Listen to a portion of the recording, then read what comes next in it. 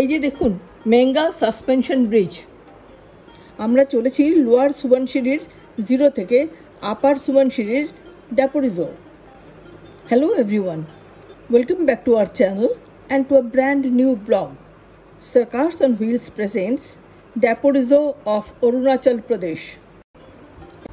আপাতনিদের rice fish কাল্টিভেশনের জমিগুলোকে সব পেরিয়ে পাহাড়কে ডান দিকে রেখে চললাম জিরো থেকে ড্যাপোরিজোর উদ্দেশ্যে। দেখতে দেখতে এসে গেল সুবনশিরি নদী। এটা একটা ট্রান্স হিমালয়ান নদী, আর এটা ব্রহ্মপুত্রের একটা শাখা নদী বা ট্রাইবিউটারি। সেই সুবনশিরি নদী কুলুকুলুরবে বয়ে চলেছে। এই নদীটা তিব্বত, চায়না সবাইকে ছুঁয়ে তারপরে এসে ব্রহ্মপুত্র নদে মিশেছে। এটা ব্রহ্মপুত্রের সবথেকে বড় শাখা নদী।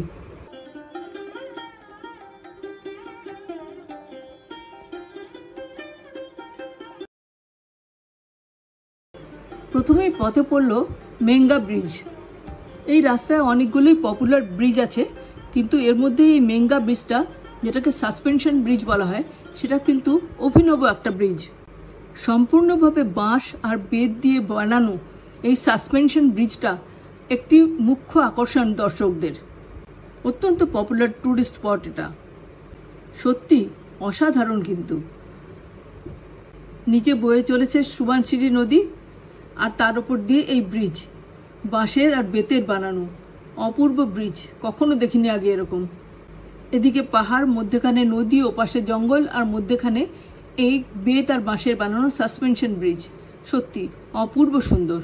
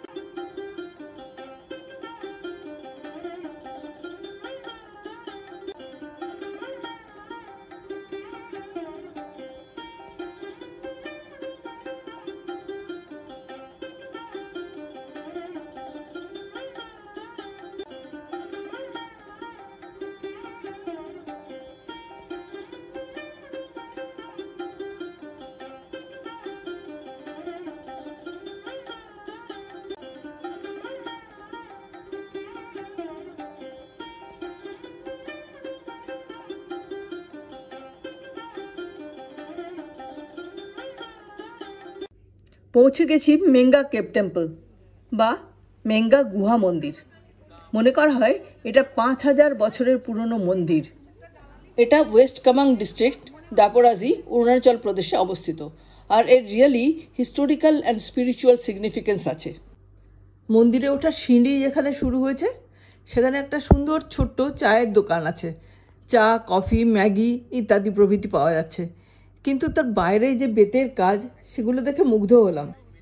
ওরা বেত দিয়ে, বাঁশ দিয়ে কাকতারুয়া টাইপের আর ইভিলস আই লাগানো কিছু কিছু জিনিস বা স্ট্রাকচার বানিয়ে রেখেছে।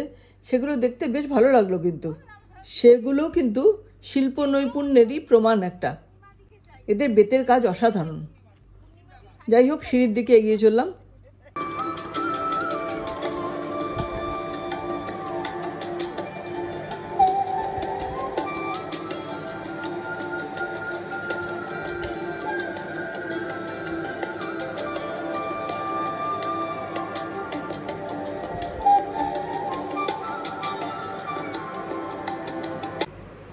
একটি পাহাড়ের উপর 300 ফুট উঁচুতে এই মন্দিরটি অবস্থিত, এবং এখানে উঠবার জন্য খুব সুন্দরভাবে সিঁড়ি বানানো আছে।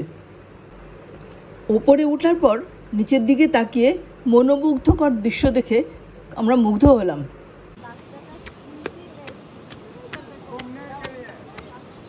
घूमने के लिए हाँ बागोबान है ना। हम लोग दूसरा का सपना नहीं देखा है, आँख नहीं देखता, धोनी पोलो को देखता है ना।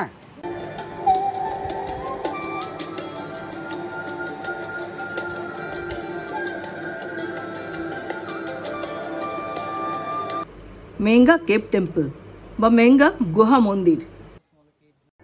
নাম থেকেই বোঝা যাচ্ছে এটা একটা গভীর গুহার মধ্যে অবস্থিত, এবং এই মন্দিরটি ভগবান শিবকে উৎসর্গীকৃত। এখানে শিব লাকুলিসা রূপে পূজিত হন।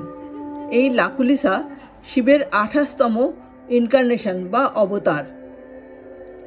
সেই লাকুলিসা ভগবানেরই পুজো হয় এখানে। মন্দিরে ঢুকতেই দেখা হলো নন্দী মহারাজের সঙ্গে। নন্দী মহারাজ শিবের বাহন। এটা একটা ন্যাচারাল কেভ ছিল এবং সেটাকে একটা মন্দিরে কনভার্ট করা হয়েছে।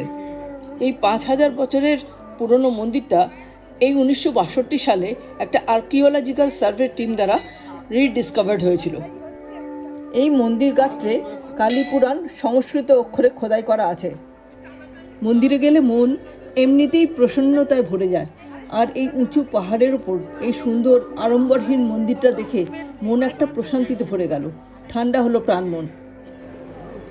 ইংরেজিতে যাকে বলে ইন্সপায়ারিং, সেই ইন্সপায়ারিং এক্সপিরিয়েন্স হলো এই মন্দিরে এসে।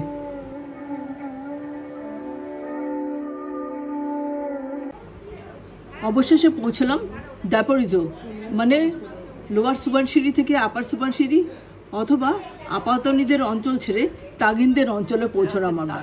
এখানে তাগিন অধ্যুষিত এলাকা এটা। এই যে দেয়ালে এখানে দেখা যাচ্ছে তাগিনদের ব্যবহার করা জিনিসপত্র, তীর, ধনুক, তুনির, আরও অনেক পশু পাখি ইত্যাদি। এদের পূর্বজরা চাষবাস পশুপালন করত, এখন এরা মডার্ন হয়ে গেছে অনেক। রাত পোহালেই এখান থেকে বেরিয়ে আমরা আলোতে যাব, আলো বা আলং।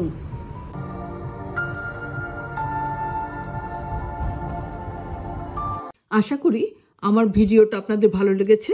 ভালো লেগে থাকলে লাইক করুন, শেয়ার করুন, কমেন্ট করে আমাকে জানান, আর আমার চ্যানেলটাকে প্লিজ সাবস্ক্রাইব করুন। ধন্যবাদ।